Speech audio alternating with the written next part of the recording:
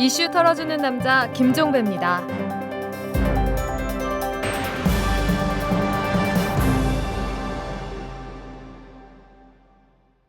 여러분 안녕하십니까? 11월 12일 화요일에 보내드리는 이탈남입니다. 자, SNS 한 뉴스로 시작을 하겠습니다.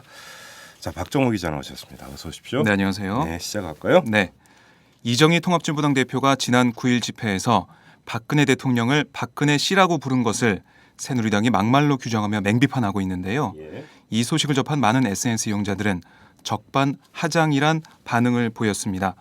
한 트위터 이용자는 새누리 전신인 한나라당은 2004년 의원들이 출연한 연극 환생경제에서 현직인 노 대통령을 노가리에 빗대 욕설했었다고 꼬집었고요.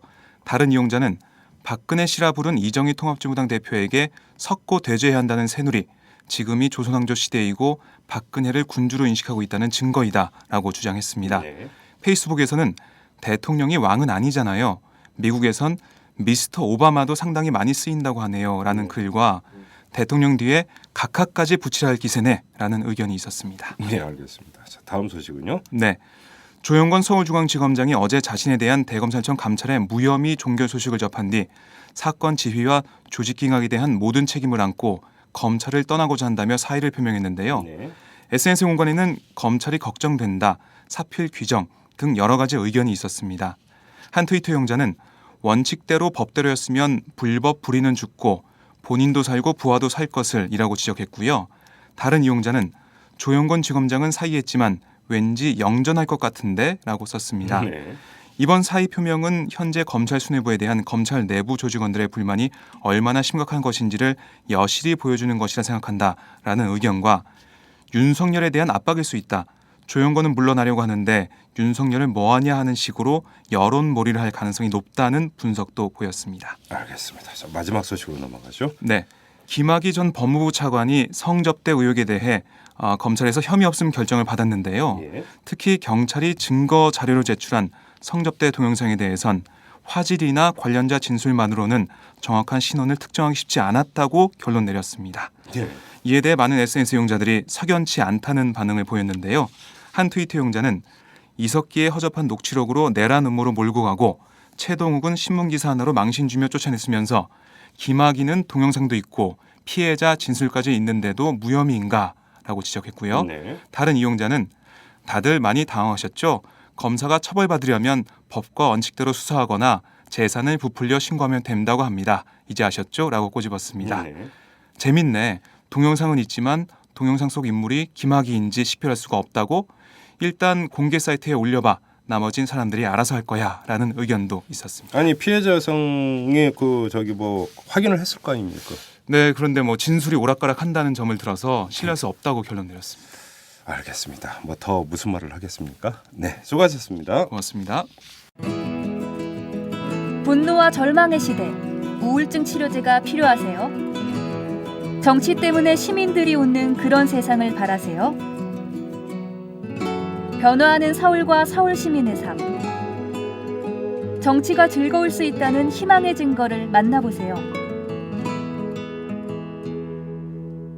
오연호가 묻고 박원순이 답하다. 정치의 즐거움 오마이북.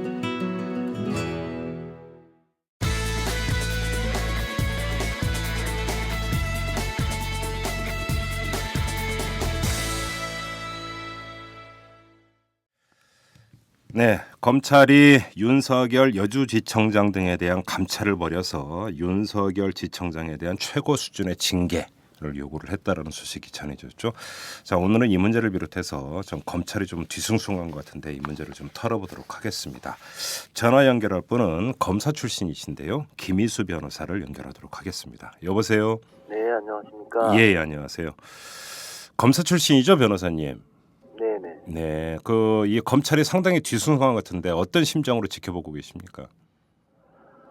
검찰에 참 많은 실망을 했었어요. 네. 많은 실망을 그동안의 행태들에 대해서 많은 실망을 했었고, 그래도 사실은 윤석열 청장 같은 자기 법과 어떤 정치적 견해나 입장 이런 거 다 떠나서 네. 검사로서 본연의 임무에 충실하려고 하는 네. 그런 검사가 아직도 살아 있고 네. 그런다는 거에 대해서 그나마라도 위안을 받는 정도였는데 예. 그런 사람은 이제 더 이상 검찰 조직에 필요 없다. 네. 이런 식으로 지금 하고 있는 거 아니겠습니까? 그래요.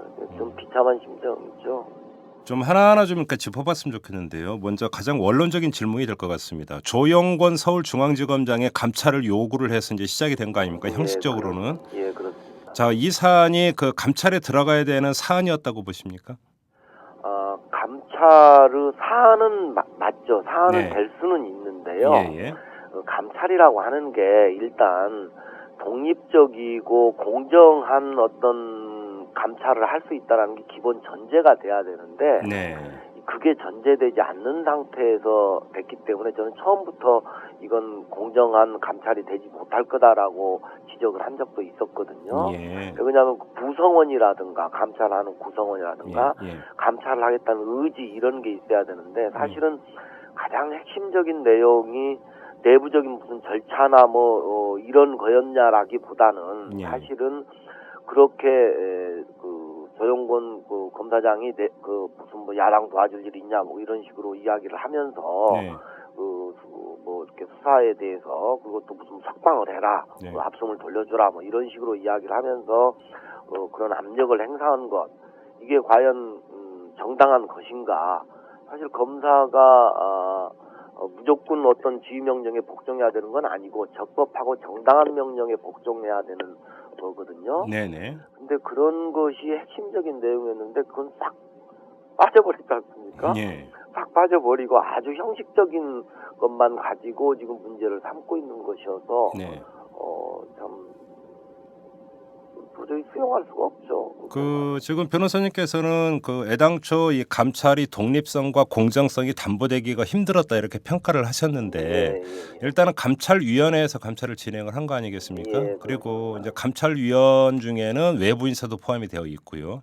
자, 그럼에도 불구하고 그 구성이라든지 이런 것에도 불구하고 정치적 외풍이라고 할까 이런 데 휘둘릴 수밖에 없는 구조였다 이렇게 보시는 겁니까? 예, 그렇습니다. 그러니까 외부 인사라고 하는 사람도 결국은 무조건 검찰의 입장만을 잘 대변해 줄 수 있는 사람으로 골라서 외부 인사를 예. 심어놨다면 예. 그건 아무 의미가 없는 거 아니겠습니까? 물론이죠. 예. 예. 그래요. 자, 그러면 이제 감찰 결과가 나왔는데 지금 언론이 지적을 하고 있습니다. 그러니까 자, 감찰이 얼마나 그러면 제대로 이루어졌느냐, 일단 이것도 짚어봐야 되는데 예를 들어서 지금 조영권 중앙지검장하고 그러니까 윤석열 여주시청장이 국정감사장에서 나와서 했던 이야기를 보면 서로 엇갈리는 측면이 있었잖아요. 자, 그러면 기본적으로 대질 신문이나 그러니까 대질이라도 한번 해봤냐, 안 했다. 자, 이런 과정은 어떻게 평가하십니까?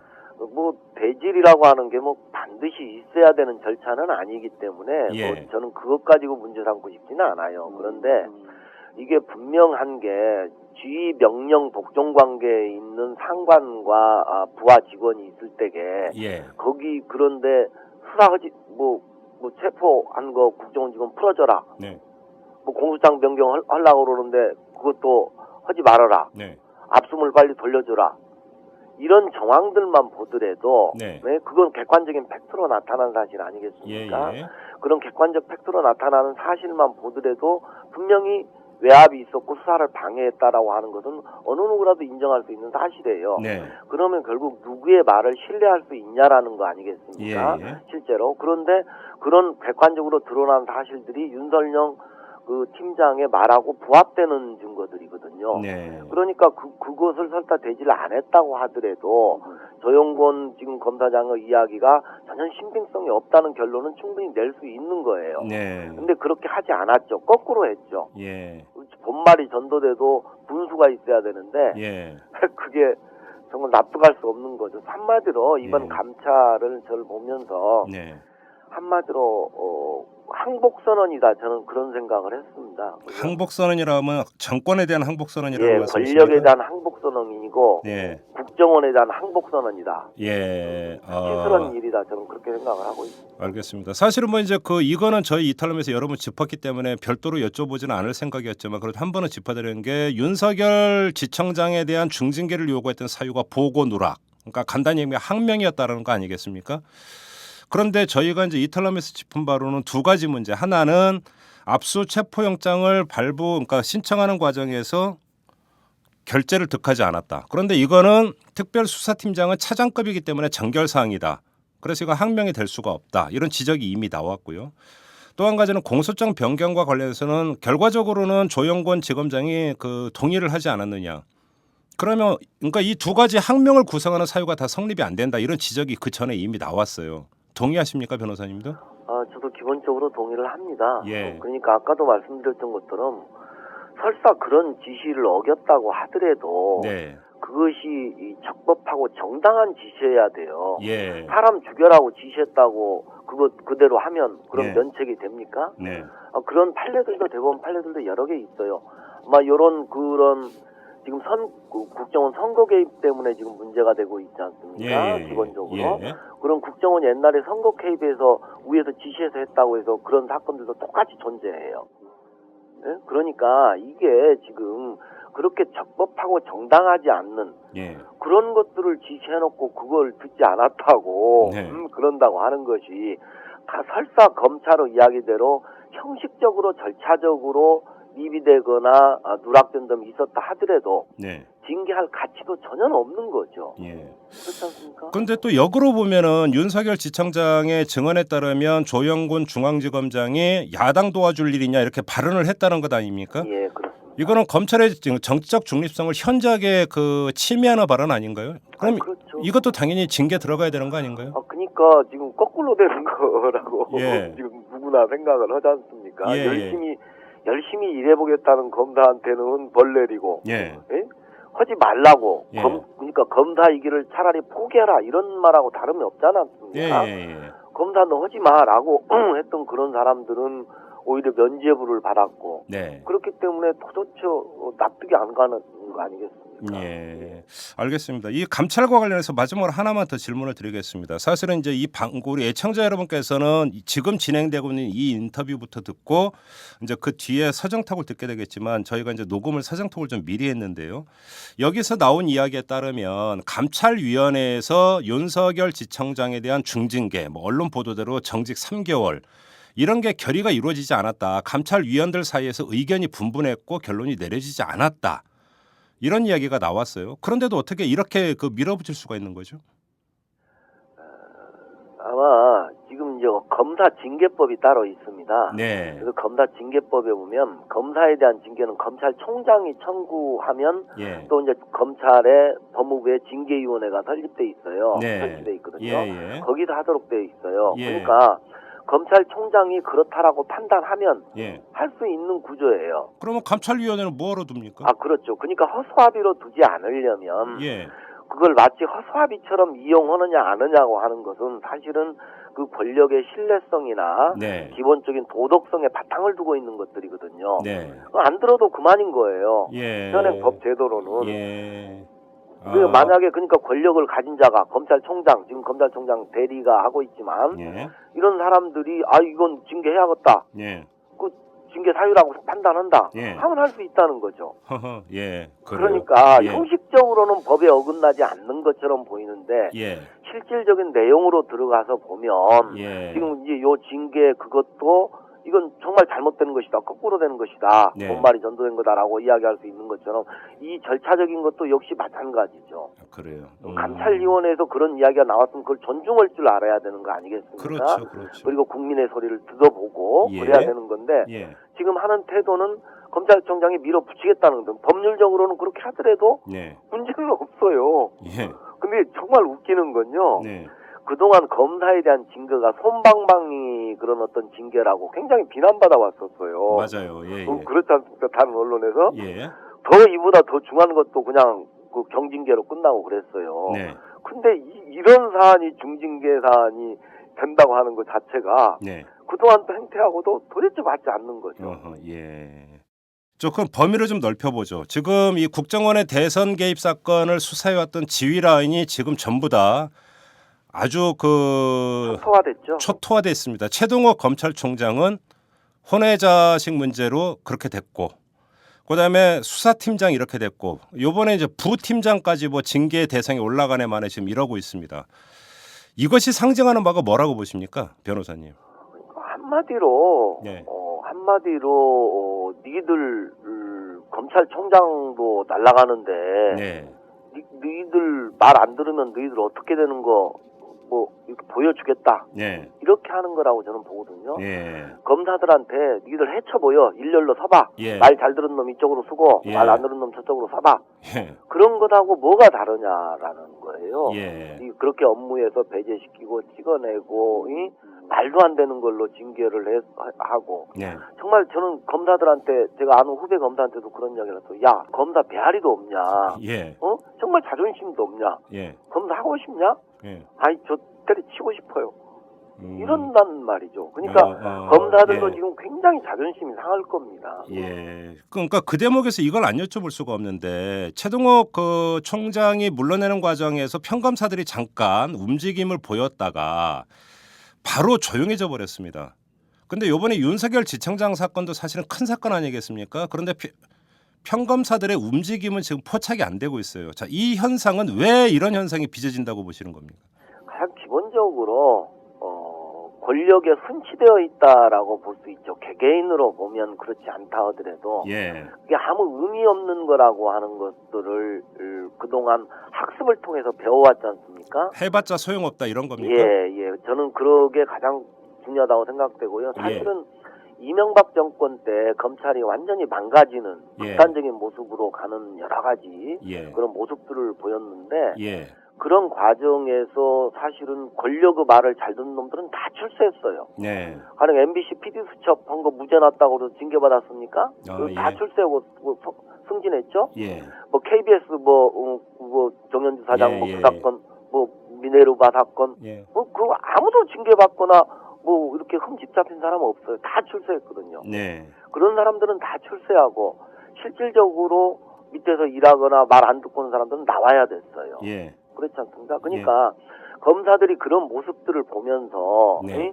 검사로서 자긍심이나 자존감보다는 네. 이게 말 안 들으면 어떻게 된다라고 하는 예. 그런 월급장이 정도 수준으로 기계들도 사라지고 쪼그라든 거 아닌가 그런 생각들을 많이 합니다.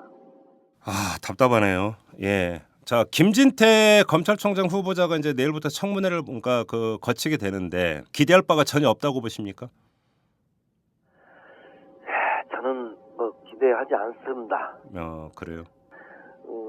왜 이렇게 검찰이 망가졌는가? 예. 그게 일정한 직이나 직책에 올라가면 예. 오로지 출세만을 위해서 예. 모든 신경과 예. 양심도 다 저버리고 예. 모든 판단의 기준도 예. 정권이 무엇라고 말하기 전에 알아서 기어서 하는 그런 행동들이 있어왔고 그런 사람들이 출세하는 이런 풍토에서 네. 그걸 기대한다는 것 자체가 그런 것 같습니다. 그래요. 예. 자, 이게 좀 되게 속된 질문일 수도 있는데요. 자, 최동욱 총장이 물러나는 과정에서 조선일보의 보도가 결정타가 됐습니다.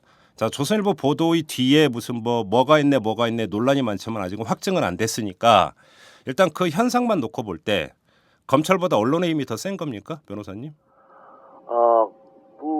지금 제가 그걸 포르노 저널리즘이라고까지 예. 욕을 좀 한 적이 있었는데 황색 예. 저널리즘을 넘어선 거다 예. 라는 그런 이야기를 한 적도 있는데요. 네. 실제로 조선일보 입장에서는 아무것도 손해될 게 없는 장사예요. 예. 왜냐하면 실질적으로 양 당사자가 아니라고 이야기하는데 네. 이게 정말로 과학적으로 어떤 뭐 DNA 검사나 이런 거 유전자 검사를 하기 전에는 이게 밝혀질 수 없는 사항이고 네. 그것이 서로가 원하지 않으면 안 되는 예. 상황인데 예. 그리고 또 아이한테는 치명적인 인격 모독이 되는 것이고 이미 했고요. 예. 그런데 조선일보 쪽에서는 그게 그렇게 우리는 그렇게 보도한 것에 대한 상당한 이유가 있다. 예. 이렇게 하면 다 빠져나갈 수 있단 말이에요. 예. 예? 그러니까 그런 것들을 역이용하는 거죠. 예. 그러니까 결국은 그것이 뭐 검찰총장 너희들 날려보낼 수 있어라고 그렇게 보여준 거 아니겠습니까? 그래요. 그리고 또 하나 좀 두드러진 특징이 그러니까 역대 법무장관 중에서 권위주의 정권 시절은 빼고요.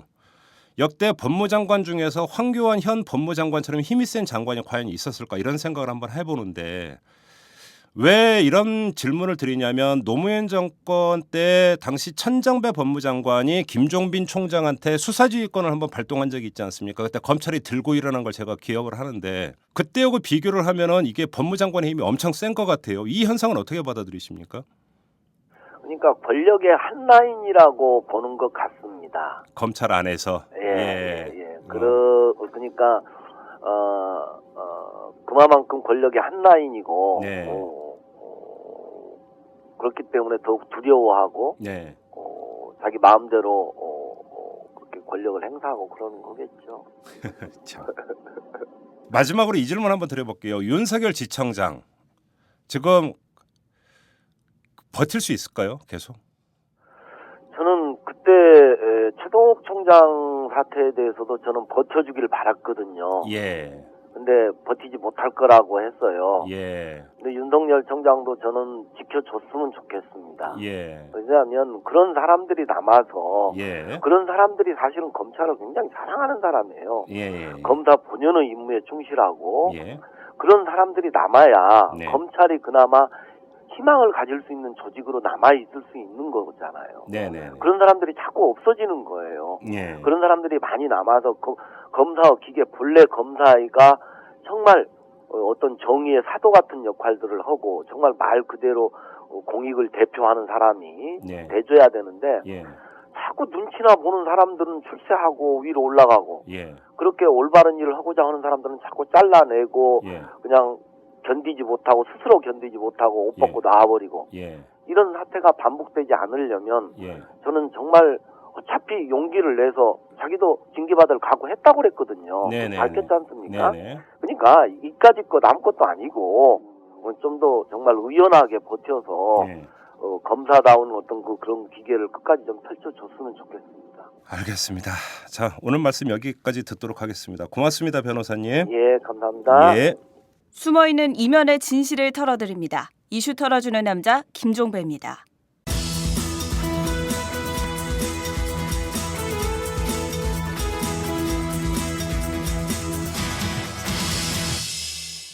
네, 서장톡 시간입니다. 서영교 장윤선의 정치 톡톡 시간인데요. 자, 그 두 주인공 인사드리겠습니다. 민주당의 서영교 의원 나오셨습니다. 안녕하세요, 서영교입니다. 네, 안녕하세요. 네, 저 억양. 네. 오마이뉴스의 장윤선 정치전문기자 나오셨고요. 안녕하세요. 네, 안녕하세요. 네. 네. 오늘 그 두 분의 패션이 참 대조적입니다. 서영교 의원께서는 하늘색 자켓. 달랄. 네, 추워 보여요. 금방 코트를 벗었더니 그 그러게. 얘기를 하는군요. 그리고 우리 또 장윤선 정치전문기자는 또 뭐가 춥다고 털 부츠까지 신고 나타나고. 아니 청바지가 쫙 내려간 다리에 네. 털부츠를 딱 신었는데 네. 패셔너블하고 아니, 이쁘더라고. 근데 누가요? 위를 보는 순간 조금 깼는데 네. 예, 다리 이하가 예쁘더라고. 아까 엘리베이터에서 만났는데요. 장윤선 기자가 네, 장윤선 기자가 아기를 안고 네. 위에는 끙끙대면서 왔는데 네. 다리 아래는 되게 예뻤어. 왜 이게 그래요? 8시 언론계 때. 시문화라는데. 아유 진짜 그만하세요. 그만하세요, 여러분. 시문화가 그게 눈에 아니라- 쌍꺼풀이 없어서 그런가? 이 아저씨 닮긴 아줌마들이 닮았어. 진짜. 그 사연이 있어요. 왜냐하면 그 김장하려고 텃밭에서 배와 무추를 뽑아다가 신발장 앞을 막아놓는 관계로 신발을 꺼낼 수가 없어가지고 네. 슬리퍼를 그러니까 아니, 신고 출근할 수는 애 없잖아요. 키우느라고 저 바쁘고 기자하느라고 바쁜데 텃밭까지 나름 도시농부. 네, 나름 도시농부라고 저렇게 하는데요. 저 나이 땐 저게 하고 싶어요. 제가 오다가도 얘기했는데 저희도 애 안고 다녀야 되는 그 시기에 텃밭에 가서 상치를 많이 심었죠. 네. 겨울엔 배추를 심고. 근데 정말 7평에다 텃밭에다 심는데 이게 수확이 진짜 꽤 되는 거예요. 맞아요. 근데 중요한 건 내가 이 나이 그때 그 나이에 김치를 담글 수도 없고 이게 많아가지고 남한테 줘야 되는데 받는 사람도 또 꺼려. 그래가지고 왜 꺼려요? 그러니까 조금 받을 땐 좋아하다가 너무 내가 많이 이제 오면- 처분하였듯이 줘야 한단 말이에요. 뭉텅이로 그러면은 주면 예. 그러면 이제 또 이거 뭐 깨끗이 다듬어서 줘야지 되고 아유 텃밭의 낭만이 요즘은 실제로 그렇게 좋은 건 맞아요, 아니더라고요. 맞아요. 요즘은 배추 절여서 드려야지. 그러니까 더 절여서 줘야 된다니까. 절여서 저 좀 주세요. 그럼 내가 나눠서 좀 쓸게. 처분하기 어렵거든. 토스. 지금 중랑 구민들한테 예, 텃밭에 알겠습니다. 배추가. 자, 오늘 얘기에 이제 들어가야 되는데 청문회가 이제 시작이 됐어요. 네, 시작됐습니다. 네. 어제 어땠어요? 황찬영 감사원장 후보자. 우선 제가 그 국회의원 중에 감사원장 후보자 인사청문회랑 검찰총장 후보자 인사청문회라는 사람이 300명 국회의원 중에 2명인데 제가 그 중에 1명이라서 예. 욕심 있는 거 아니냐 이런 얘기도 좀 있는데 절대로 하지 않겠다고 이리 도망 다니고 저리 도망 다녔는데요. 뭐 예를 들면 민주당의 전해철 의원은 마산의 가치 이런 게 있더라고. 그래서 그리고 또 박범계 의원은 판사로서 그래서 예, 그렇죠. 그러다 보니까 이제 좀 그 저에게 계속 해야 한다라고 한 요구가 와서 하긴 했는데요. 우선은 황찬현 후보자가 어제 얘기했듯이 가만히 있었는데 표현은 이제 자기에게 내정되었다라는 거 아니에요? 그러다 보니까 안일한 대처를 한 거예요. 안일한 대처를 해서 자료 준비를 안 했어요. 그다음에 그래요? 예, 그다음에 지방 중앙법원장 그것도 1년 새 3번째 바뀐 중앙법원장이라서 제가 보기에는 그 조직의 장악력이랄까 이렇게 그런 게 아직 약하다. 예. 연세는 있는데 조직의 장악력이 약해서 법원 쪽에서 그 업무 추진비라든지 이런 거에 관한 내역이 와야 하는데 예를 들면 과거에 현병철 인권위원장도 저희는 무조건 안 된다고 저는 생각한 사람이었어요. 근데 이 업무 추진비 내역이 쫙 오는데 그 안에 문제가 있을지언정 잘 정리돼서 와요. 근데 왔는데 그거 업무 추진비로 집 주변에서 썼다든지 뭐 허위 가라였다든지 이런 게 있긴 하나 근데 이 법원의 업무 추진비 내역은 제대로 정리가 안 돼 있는 거예요. 왜 뉴스도 나왔대요? 예, 제대로 정리도 안 되어 있고 그러니까 그것을 제대로 빨리 정리해서 내야 한다라고 하는 지시 능력이 약하다고 봐야 되죠. 그러면 고의로 그 자료 준비를 안 했다기보다는 예. 뭔가가 좀 이 구멍이 뚫려 가지고 못했다 이렇게 보시는 거예요? 저는 그렇게 보는 거예요. 그리고 법원이 그동안 이 그 감사의 대상에서 많이 벗어나 있었던 거 아니냐. 이렇게 사소한 업무 추진비든 기본적인 것까지 제대로 준비되어 있지 않은 것을 보다 보면, 그러니까 법원이 뭐 알뜰살뜰 살기도 하고 안에 들어가 보면 좀 괜찮은 측면이 있지만 기본을 준비해 놓지 않은 것이 있어서 혹시 그 이동읍 전 재판관 예. 그 케이스가 무서워서 준비 안 한 건 아닐까요? 그러니까요. 그 재판관 케이스가 있어서 준비를 해야 하는데 그러니까 예를 들면 어제 같은 경우 2,100만 원이 현금으로 쓰인 업무 추진비예요. 그러니까 이쪽에서는 계좌에 넣었으니까 괜찮습니다라고 하는데 기재부에 나와 있는 업무 추진비 내역에는요. 카드만 쓰게 되어 있어요. 현금 지급이 안 되는 그렇죠. 거예요? 현금으로 쓰지 않고 카드만 지급되게 되어 있어요. 그런데 아주 부득이하게 계좌 이체를 해서 이게 소명을 할 수 있을 경우에는 뭐 이걸 징계를 내리거나 벌금을 때리거나 이러지 않는다는 거지 현금으로 하게 되어 있지 않은데 이쪽에서는 그걸 잘 몰라요. 그래서 2,100만 원어치나 예를 들면 현금으로 계좌 이체를 했다든지 그리고 소명이 안 된 비용이 꽤 나오고 그래서 이런 걸 보면 그동안 감사 영역에서부터 벗어나 있었다라는 부분들도 있고 서울중앙지법원장이 장악이 약할 수도 있는 거죠. 철저하게 준비해서 내놓으세요. 왜냐하면 내가 가는데 방해가 되면 안 되잖아. 그다음에 감사원에서 준비팀이 있어요. 감사원 준비팀이 또 아니란 거예요. 준비를 안 하고 있는 거죠.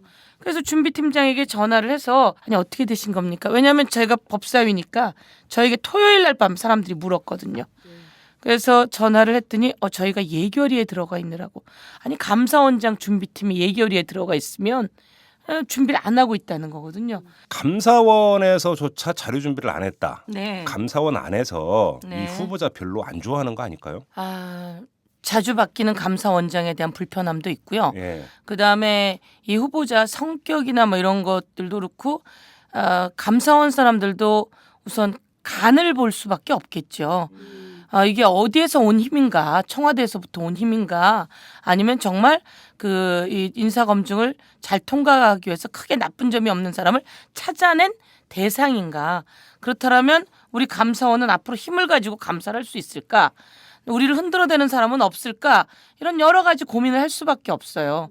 그리고 양권 원장이 이제 오늘 증인으로 채택될 만큼 감사원장을 하고 나면 아프거든, 흔들리고. 네. 그랬을 때 몸을 사릴 수밖에 없다. 저는 이렇게 생각하고 감사원장이 어떤 준비를 해라라든지 내정자가 이런 것들이 감이 잘 안 잡히잖아요. 근데 준차관급에서 올라갔으니까.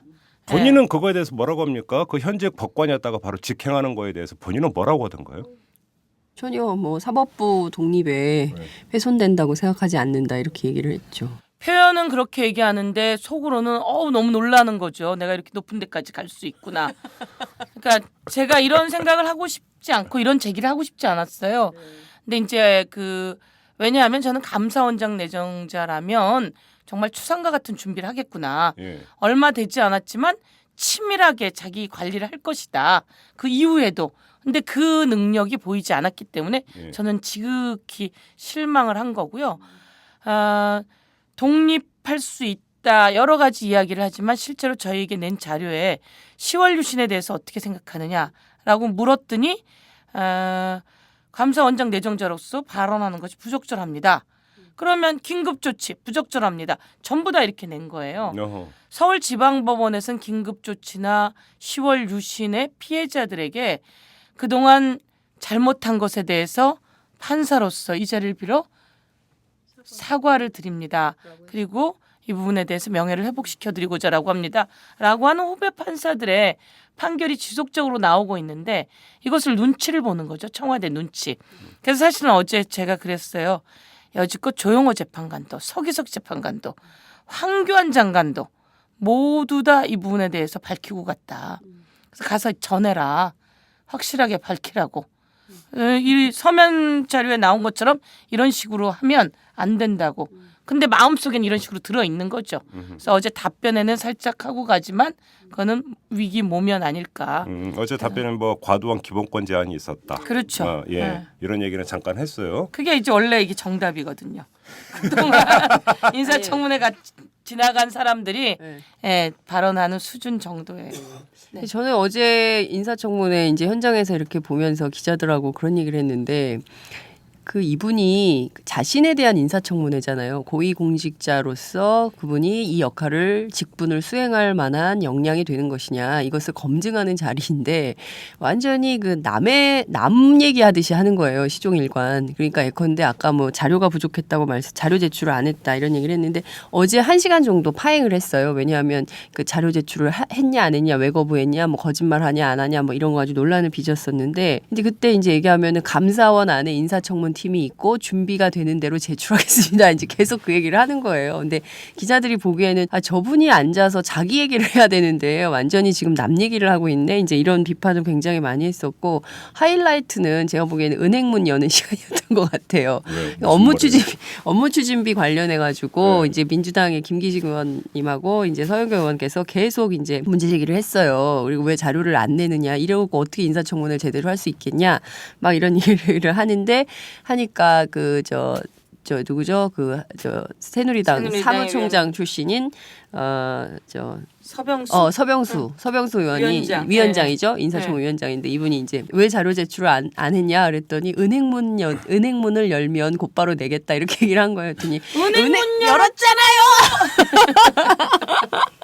너무 화가 나가지고 그 양반도 막 화를 내더라고요. 그러니까 네네네 막 이러고 이제 했는데 그러니까 한편에 이게 개그 콘서트가 따로 없는 거죠. 그러니까요. 예, 인사청문회장에서 현금으로 썼다면서 은행문 여는 거 무슨 상관이 있어요? 그러니까 이제 지금 약간 꼬인 거는 뭐냐면 업무 추진비가 아니라 자기의 계좌 내역이에요. 자신의 계좌 내역에다가 아들이 해외 유학을 가 있었거든. 네. 근데 지난번에 이동욱 후보자는 딸의 해외 유학에서 유학 송금 유학자금 송금해서 계좌가 터지기 시작했거든요. 저희가 그걸 지속적으로 요구해서.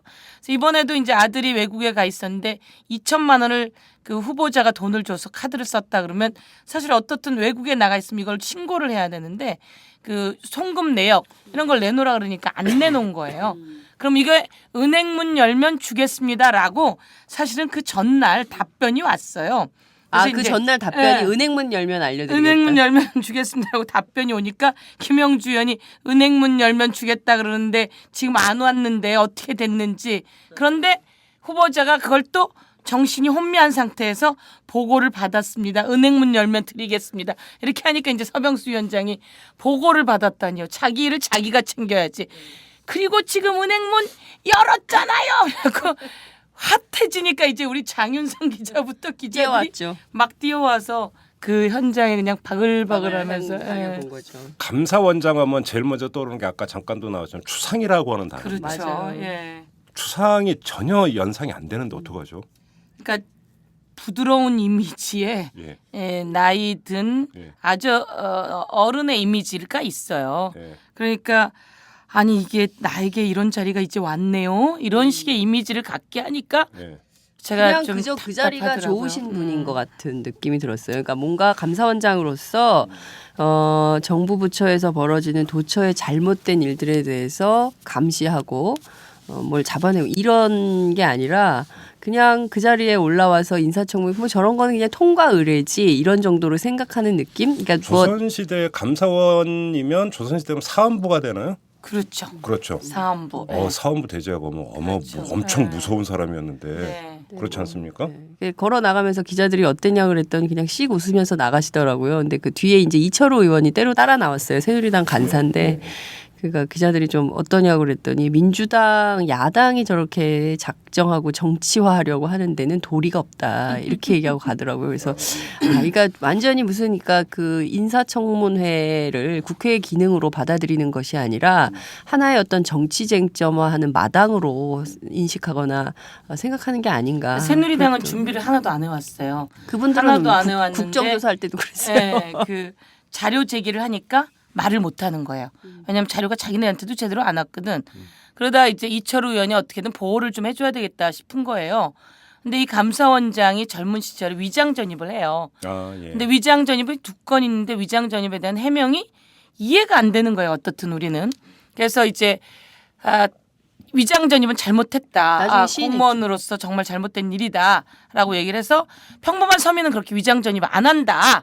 이런 얘기를 하고 이제 제가 세기를 확 받고 무슨 위장 전입을 하냐면 그 경기도 덕풍리에 살아요. 네. 살다가 1981년도에 강동구로 이사를 해요.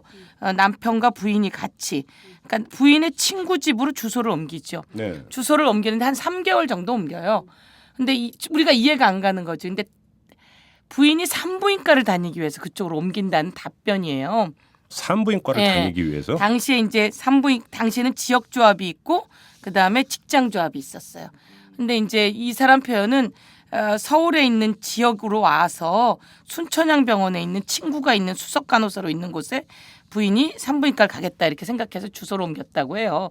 근데 당시에 주소를 옮기려면 반장 도장 받고 통장 도장 받고 동사무소에 등록하고 네, 맞아요. 이쪽에 예, 와서 예. 반장 도장, 통장 도장, 동사무소 등록. 근데 이 사람들은 직장 의료보험에 가입돼 있거든. 그래서 더 싸요. 그리고 더 좋아. 그래서 그걸 그냥 차로 서울에 있는 병원에 오면 되는 거예요. 근데 이쪽으로 굳이 둘이 이사를 와서 주소를 옮겨서 이렇게 하는 것도 이해가 안 되고 이런 위장 전입을 하는데 이해가 안 되는 거예요. 그래서 이제 저 같은 경우는 도대체 뭘까? 그랬더니 당시에 광동구에 1981년부터 그 이후부터 주공 아파트 분양이 수만 가구가 강동구에서 시작을 해요. 네. 시형 아파트하고. 예. 그래서 강동구, 고덕동, 그다음에 문정동, 잠실 뭐 이런 식으로 퍼져나가는 거예요. 그렇죠. 그래서 혹시 그런가라고 했는데 아직 뭘 찾지는 못하고 근데 당시에는 딱지로 전매로 있었다고 하는데 뭐 그런 이야기를 이제 좀 했더니 이철우 의원이 바로 준비를 해서 지역 조합으로 해야 돈이 싸다고 찾아갖고 왔더라고. 그러니까 찾아온 게 아니라 자기가 이렇게 주장을 하는 거예요. 근데 이제 그게 후보자를 사실이에요. 세워다 놓고 그 얘기를 하니까 후보자가 잘 모르겠는데요. 그러니까 후보자를 도와준다고 가가지고 했는데 후보자가 무슨 얘기인지를 못 알아듣는 거지. 그러니까 새누리당이 인사청문위원으로서 역할이 아니라 박근혜 정부의 방어, 그러니까 꼭두각시 방패막이에요. 역할을 하고 있는 거죠. 근데 이제 뭐니 해도 핵심은 양건 전 감사원장이 물러나고 이분이 이제 감사원장으로 발탁되는 과정에서 네. 어떠한 일이 있었는가? 이게 이제 핵심 중에 핵심 아니겠습니까? 그렇죠. 어제 뭐 좀 조금이라도 나온 게 있나요? 오늘 이제 집중적으로 양건 근데 전 감사원장이 나오기는 합니까? 안 나오죠. 안 나오고요. 예. 예, 뭐 위치가 파악이 안 되고 뭐 소재 불명입니까? 소재 불명이라 그러는데 그것에 대해서 실제로 그 뭐라 그럴까 새누리당이 같이 해서 합의를 했으면 찾아 나서야 되는데 찾아 나설 생각이 없는 거예요. 아니 근데 찾을 생각이 퇴임사에서 없고. 그렇게까지 이렇게 지르셨으면 하고 싶은 얘기가 많죠. 나올 법도 한데. 예. 근데 그런데 그러면 못 민주당 나오게 하는 걸까요? 편들어준다 이렇게 생각하는 건가요? 글쎄가 뭐 그 연락이 안 된다 그러고 이 그 출석 요구서를 보내는데 받을 주소가 없다 그러고 그러는데 네? 저희가 아직 그 부분에 대해서 하여간 뭐 회신이 가만있어 그렇게 봐. 왔어요. 말이야, 소재 불명이 아니라 주거 주거불명이에요? 그래서 주거불명은 문제가 있는 거예요. 전직 감사원장이 주거불명 오늘 한 번 더 가서 찾아볼게요. 저희가 경찰에서 네. 이 사람을 그 찾으려면 집에서 실종 신고를 하거나 이래야지 된다고 답변이 온 거예요. 그래서 야. 저희가 이제 약간 조금 청문회 팀에서 좀 더 챙겨야 하는데 그 부분을 좀 못 챙기고 있는 상황입니다. 알겠습니다. 그리고 내일부터는 저 김진태 검찰총장 후보자 인사청문회가 네. 있게 되죠. 네네. 근데 지금 뭐 보도를 보니까 벌써 몇 가지 개인적으로 문제가 있는 네네. 벌써 몇 가지가 이미 나왔어요. 네네. 근데 역시 그 쟁점은 뭔가 핵심 쟁점 뭘로 설정하고 있습니까? 그 몇 가지가 문제가 있다고 나오는데 어느 의원 발이든가요? 서영교 의원 아니 이번에 진짜 열심히 하신 예. 것 같아요. 예. 아이, 아니 지난번에도 열심히 하셨지만 네. 계속. 예. 네, 근데 네네. 아들의 코이카? 네. 예, 그 문제는 그냥 저희 그 근데 항상 그게- 보도 보좌진 있죠. 보좌진이 예. 전화를 해봤대요. 근데 왜 그랬더니- 서기호 의원 발로 나왔던데? 예, 그래서 그게 보좌진이 전화를 해봤더니 아니 몸이 안 좋아서가 아니라 성적이 안 돼서 떨어졌어요 이런 거예요. 그러니까 이제 우리 그 보좌진이 뭐 얘기를 하다가 기자에게 그 얘기를 한 거예요. 근데 이제 그 기자가 아니 얘기는 잘 듣고 발은 서기호 의원 발로 쓰고 서영교 의원실의 자료에 의하면 원래 아팠는데 서기호 의원실에 의하면 이렇게 나왔는데 연합뉴스에는 이제 같이 해서 나온 걸로 되어 있는데 같이 전화를 해봤던 것 같아요.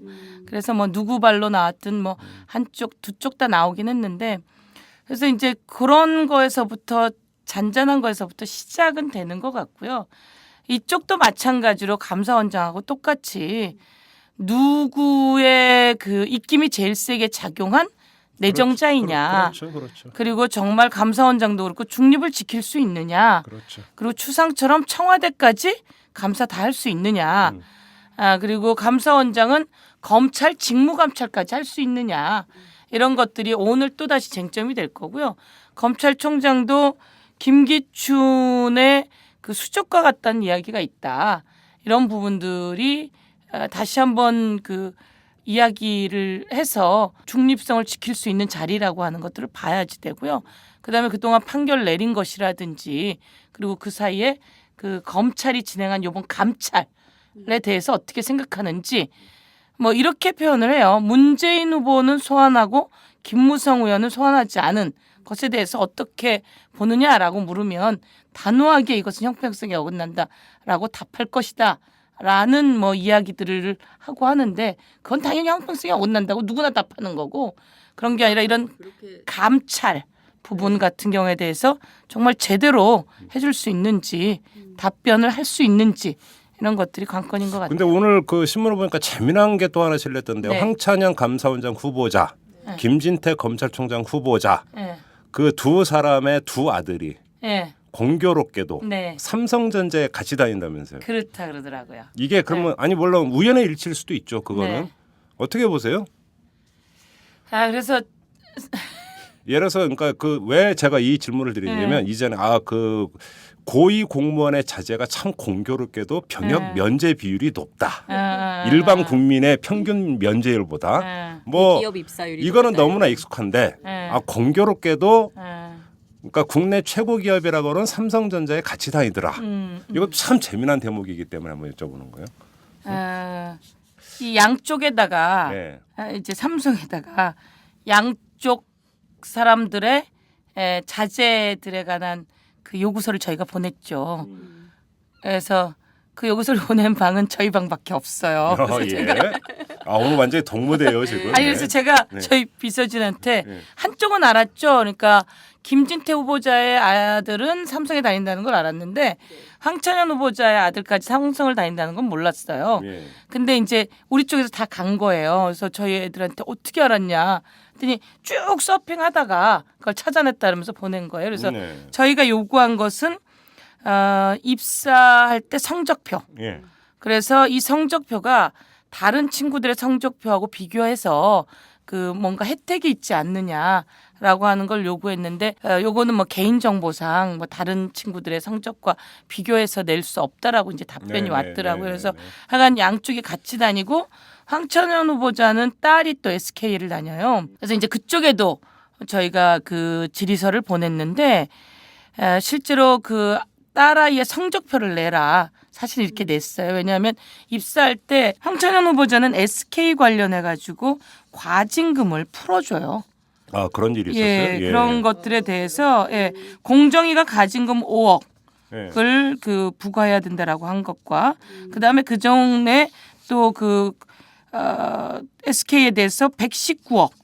과징금을 징수해야 한다라고 하는 것에 대해서 면죄부 역할을 주게 된다. 아 이거를 황찬현 그저 내정자가 하나 제가 앞에 거는 좀 더 봐야 하는데 뒤에 거는 앞에 거 119억에 대해서는 네. 의견서를 이거 내지 않아도 된다라고 하는 의견서를 내는 수준이었고요. 예. SK 과징금에 대해서는 공정위가 5억을 부과해야 된다라고 하는 데서 판결에서 부과하지 않아도 된다라는 판결을 내게 돼요. 어허. 그래서 그게 이제 2010년도인가 그러면 딸아이의 입사는 그로부터 2년 후인가 이렇게 되더라고요. 그래서 어허, 예. 저희가 그 연관성을 좀 알아보려고 예. 사실은 이제 여러 가지 자료를 많은 곳에서 파악해서 하는데 안 나오는 거죠. 예. 안 나오고 또 질의하는 시간은 한정이 돼 있고 그렇죠, 그러다 그렇죠. 보니까 예. 사전에 자료 부분을 여러 가지 했는데 근데 이 연관성을 딱히 연결하기는 저희가 이제 어려움이 있었으나 SK 봐주기, 예. 대기업 봐주기 이 판결들이 상당히 많이 나옵니다. 음. 그래서 아주 보수적인 성향이지 않는가라고 네. 하는 것에 대한 우려를 저희가 갖고 있습니다. 그러게요. 제가 볼 땐 그것도 상당히 중요한 체크 포인트인 것 같아요. 네. 사실은. 예. 자 그리고 이제 검찰 이야기 나왔으니까 오늘 그 인사청문회 말고 또 하나 그거 좀 그 이야기를 하고 넘어가야 될 게 대검 감찰위원회 결론이 나왔습니다. 나왔죠. 그죠? 네, 나왔는데 근데 지금 일단 궁금한 게 윤석열 여주지청장은 요즘 뭐 하고 있는지 혹시 파악되나요? 그냥 그 지청에 그 출퇴근하고 있는 건가요? 실제로 지금까지는 지청장으로서 출퇴근을 해야지 되는 게 네. 맞고요. 네. 그리고 지금도 해야 될 거예요. 왜냐하면 아직 이 감찰위원회 결과라고 하는 것이 법무부에서 마저 정리를 하게 되어 있습니다. 최종 결론은 아닌 예. 거죠. 장관의 결재가 있어야 되는 거 아니에요? 그다음에 이제 우리가 지켜줘야 될 것이 이제부터입니다. 예. 감찰위원들의 의견이 그러면 윤석열 그다음에 박형철 징계로 의견이 모아졌느냐 전혀 그렇지 않다는 겁니다.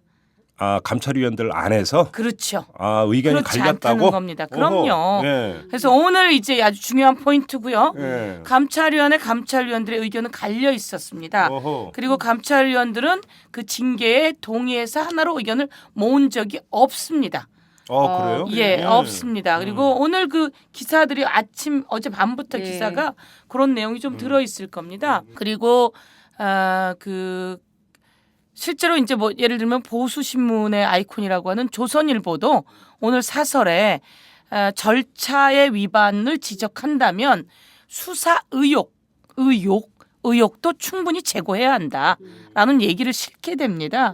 그러니까 그리고 조영건 지검장이 오늘 사의를 표했잖아요. 어제. 어제. 네. 그런 것은 그 제가 보기에는 충분히 여기서는 윤석열 지청장 버텨줘야 하고 지켜줘야 한다. 예. 그 감찰위원들의 감찰 회의 내용들은 어땠냐면요. 그 징계를 이야기하는 사람도 있지요. 네. 있고 그렇지 않고 무엇이 잘못이냐. 네. 전혀 잘못 아니다. 네. 이것은 오히려 잘하는 행동이다라고 해서 무혐의를 적극적으로 주장한 사람도 있고요. 네.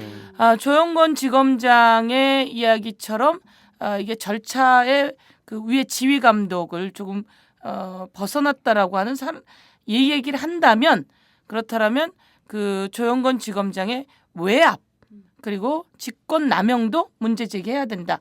이런 부분이 팽팽했다는 거예요. 그래서 혹시 이게 어느 문서로도 다 정도였습니까? 정리가 돼 라고 있어요? 이야기하니까 5대5 정도 팽팽했다는 거죠. 근데 어떻게 반반. 결론이 그렇게 나올 수가 있어요, 근데? 결론은 그러니까 이제 그것까지 물으면 제가 좀 그런데 감찰위원회라는 거죠.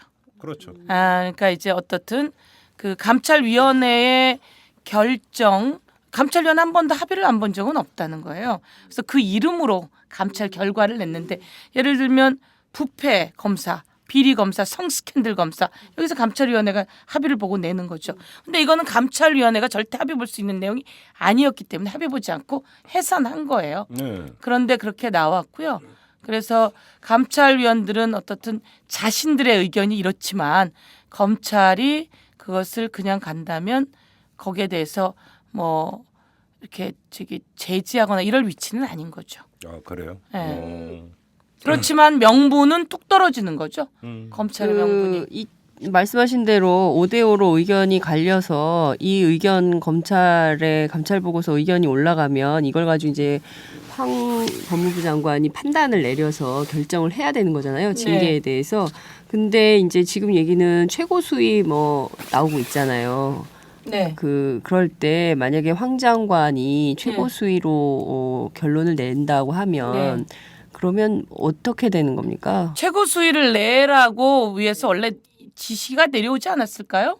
감찰위원회를 하기 전에 뭐 법무부나 제가 보기에는 그리고 눈 밖에 나서 미워하는 청와대 사람들의 어떻든 암묵적인 이야기가 다 있었을 거다. 그렇지 않을 수 없을 거다. 저는 이렇게 뭐 의혹을 제기하는데요. 그래서 실제로는 이제 감찰위원회 회의 안에서 그런 그 징계 수위 얘기가 검찰 쪽에서 나왔다고 그래요. 나왔지만 그것을 합의하지 못했기 때문에 그 징계 수위에 그 뭐 언론 보도에 3개월 이야기가 정직 나왔잖아요. 3개월 얘기 나왔죠. 예, 그것이 그러니까 합의 보거나 얘기되지 않은 거예요. 근데 그 부분 정직 3개월 얘기가 어떻든 누구 입을 통해서든 언론에 흘러나간 거죠. 그러니까 언론에 흘러나갔고 재미난 얘기네요. 그러니까 그럼요. 대검 아주 감찰위원회에서 결론을 의견이 갈렸고 예. 의견이 갈리고 있었기 때문에 결론도 못 내고 있었을 텐데 정직 3개월은 미리 보도가 됐단 말이에요. 그렇죠. 그럼 이건 감찰위원회 발이 아니다라는 얘기잖아요. 그럼요. 어디냐? 예. 바로 이거 포인트입니다. 이거 상당히 중요한. 그러니까 감찰위원회가 그 합의 보지 않기 전에 나온 게 아니고 네. 뭐 하여간 회의가 끝난 다음에 나온 것 같긴 한데 음. 그러니까 양쪽에서 서로 외부인들이 흘렸을 거다. 아니면 외부인이 이걸 왜 흘리냐. 합의 본 적이 없는데 네. 내부에서 의도적으로 흘렸을 거다. 이런 이야기들도 계속 나오고 있다는 거예요. 근데 기사는 검찰발로 나왔었고요. 그 기사는 그리고 검찰발로요? 네. 근데 근데 검찰에서 나온 그 회의는 아직 결론이 안 났다. 그런데 이제 정직 3개월 최고 수위로 내려질 전망이다. 이렇게 나왔죠. 그래서 이제 제가 사실은 이제 기자들이 검찰 지어냈나? 쪽에다가 물었었어요. 그랬더니 그런 결론이 3개월이다 뭐다 나온 건 없습니다라고 얘기를 하더라고요. 예. 그리고 어제 참 재미난 게 하나가 나왔던데 안전행정부에서 또 징계 요구를 했다며요. 검찰에 그 윤석열 지청장에 대해서. 근데 그 이유가 예. 재산을 과다 신고한 게 문제다. 아, 그거 보셨죠? 부인 얘기. 예. 아니 저 어제 밤에 잠깐 봤어요. 저는 재산 축소 신고는 참 허다하게 많이 봤지만 과다 신고. 그러니까 3억 이상 그 신고가 잘못된 재산이 3억 이상 잘못 신고된 경우에는 해야 되는데 그 집을 사면서 근데 다 부채라 채무라는 거 아니에요. 5억 얼마가. 네. 근데 이제 그거가 잘못 신고됐으니까 그거에 대한 책임을 지고 또 징계해라 이렇게 요구를 한 거죠. 정말 잘 알아요 사람들이. 아니 그리고 빚진 것, 빚이 많은 것 그리고 이런 것들이 뭐 더하기 빼기해서 잘못 나갈 수도 있고 빚진 거를 내가 재산이 많다고 공직자가 하는 거 그러니까 재산을 숨겼다면 더 문제가 되지만 그렇지 않은 걸 안행부에서 그렇게 얘기했다는 걸 저도 봤는데 그렇게 되면 이 정부에 대한 불신이 훨씬 더 커지는 거죠. 그러니까 말입니다. 그 안행부 감찰할 수 있냐고 오늘 한번 물어볼까요? 네, 물어보세요. 네, 그거 한번 좀 감사할 물어봐주세요. 수 있냐고 감사위원회에서. 그러게요. 예. 알겠습니다. 그래서 자, 여러분은 그 지금 윤석열 아니면 박형철 그리고 또 거기 안에서 어떻든 진보다 보수다 이념을 떠나서 네. 틀린 건 틀렸다. 네. 국민의 예산이 들어간 곳을 제대로 수사해야 된다라고 의지를 보이고 있는 돈키호테가 아니라 그냥 정직한 검사들을 지켜주셔야 되고 이 감찰위원들도 용기 있게 그렇게 얘기하고 오히려 더 세게 얘기하지 못한 것들을 안타까워하는 이런 것들을 널리 알리시고 하여간 그런 작업들을 우리가 같이 해야 될 것 같다 그런 생각이 많이 들었습니다. 근데 지금 어찌됐든 수사팀은 거의 이제 와해 분위기라는 거 아니에요? 그러니까 내부에서 그 공판을 담당하던 그 검사도 그 일을 못하게 됨으로 인해서 그 안에서 맨날 인터넷 검색을 한다 뭐 이런 소문이 있더라고요. 나오고 있고 거의 역할을 못하고 있다는 거예요. 그러니까 결과적으로 특검 갈 수밖에 없다. 왜냐하면 수사팀을 완전히 다 와해시켜놨기 때문에 굉장한 무기력감에다가 이 일을 진행할 만한 힘을 갖고 있지 못하다는 거죠. 특검으로 가게 되면 아마 파급력이 엄청날 거다라고 생각하는데요. 이거는 벌써 불법이 어마어마하게 드러났고 어마어마한 기간. 그럼 국정원 또다시 압수수색 여러 가지를 안 할 수가 없어서 이 카드는 되게 크고 지금 수준에서 적당한 마무리가 되긴 어려울 거다. 그래서 특검을 가게 되면 수사하던 검찰들은 자신들이 이 수사하던 걸 모두 다 전달할 수밖에 없는 거라서 예. 그래서 지금 있는 수사가 어영부영 돼 있으면 또 안 되는 부분도 있어요. 그래서 좀 더 수사를 제대로 해야 되는 그런 경향으로 가는 경향이 있거나 아니면 아예 덮어버리는 경향이 있거나 예. 7명의 국정원 직원을 소환해서 수사한다 그래서 도대체 이건 뭘까? 면죄부를 주는 과정일까? 아니면 철저히 수사하는 과정일까? 하여간 좀 계속 저희는 법사위에서 그 견제를 해야지 되고 그러게요. 정치권과 언론이 견제해야 될 거다 이런 생각이 듭니다. 네, 서영교 의원님의 맹활약을 기대하겠습니다. 네. 알겠습니다. 자, 네. 오늘 사정톡은 여기서 마무리를 해야 될 것 같고요. 네. 그다음에 또 여러분들에게 고지 말씀드릴 게 하나가 있는데 사정톡을 꾸며주셨던 우리 서영교 의원님이 오늘부로 아마 우리 애청자 여러분들하고 고별 인사를 좀 해야 될 것 같습니다. 한 말씀 해주시죠. 애청자 여러분,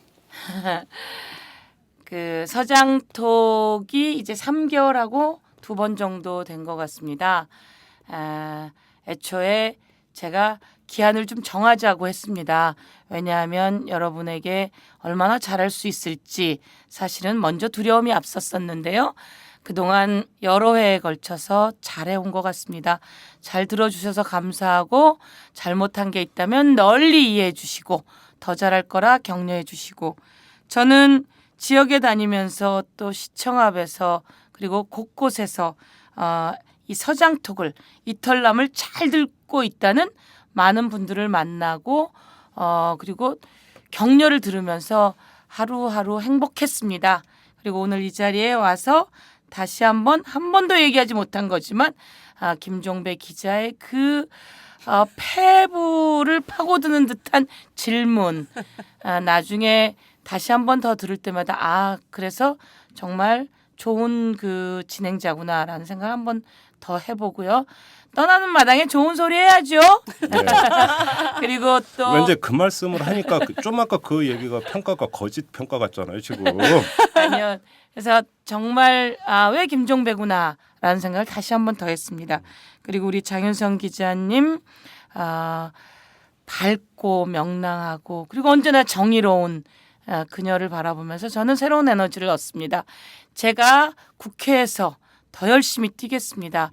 그리고 우리 이털남에 같이 했던 사람의 명예를 지키기 위해서 열심히 민주주의를 위해서 그리고 소외된 많은 사람들의 행복을 위해서 뛰도록 하겠습니다. 네, 그동안 수고하셨습니다. 감사합니다. 네, 수고하셨고요. 감사합니다. 자, 우리 서영교 의원님은 앞으로 이제 뭐 탈탈 인터뷰나 이런 데서 또 이렇게 그 모실 일이 있지 않을까. 네. 네, 이때는 저하고 단독으로 하셔야 됩니다. 네. 아셨죠? 알겠고요. 자, 그동안 고생 많이 하셨고요. 자, 오늘 서장톡은 여기서 마무리하도록 하겠습니다. 여러분 고맙습니다. 여러분 안녕히 계세요. 여러분은 지금 10만인 클럽 회원 이마름이 원하는 김종배의 이슈 털어주는 남자를 듣고 계십니다.